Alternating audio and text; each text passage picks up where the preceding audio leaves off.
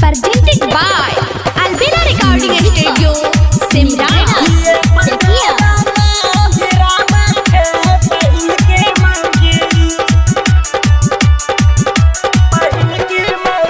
एगो छै सन की एगो चिकन की दुनू के केना मनाबै छी। एगो छै सन की एगो चिकन की दुनू के केना मनाबै छी।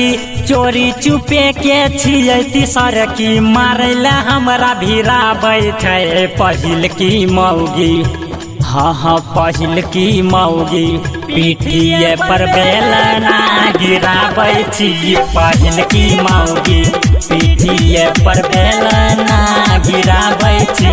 पहिल की मौगी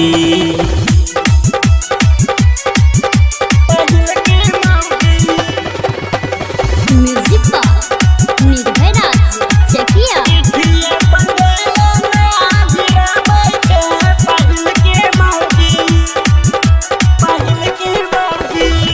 दू गो बियाह के बड़ा पचतैलौ। उह दिन से घर में हमारा विपत गे समैलौ। उह दिन से घर में हमारा विपत गे समैलौ। दू गो बियाह के बड़ा पचतैलौ। उह दिन से घरबा में विपत समैलौ। कानै चिनन की खेते या बन की गाँव के अलगबा होसै छै।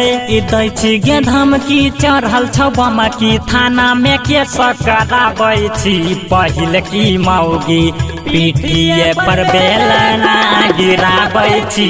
पहिल की मौगी पीठिए पर बेलना गिराबै छी। पहिल की मौगी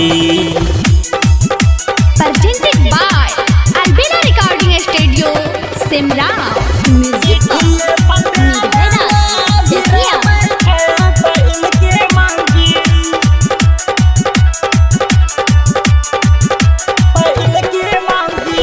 छियै परेशान पंकज भुअर भजपुरिया। तीनू मिल के कहे तो हर काट ले बाटेंगरिया। तीनू मिल के कहे तो हर काट ले बाटेंगरिया। छियै परेशान पंकज भुअर भजपुरिया। तीनू मिल के कहे तो हर काट ले बाटेंगरिया। मारे छै कनखी लागे पहिल की मौका पर धोखा कराबै छै। छियै पुरन की लागे खेला करी पेटे में दाँतो गड़ाबै छै। पहिल की मौगी पीठिए पर बेलना गिराबै छी। पहिल की मौगी पीठिए पर बेलना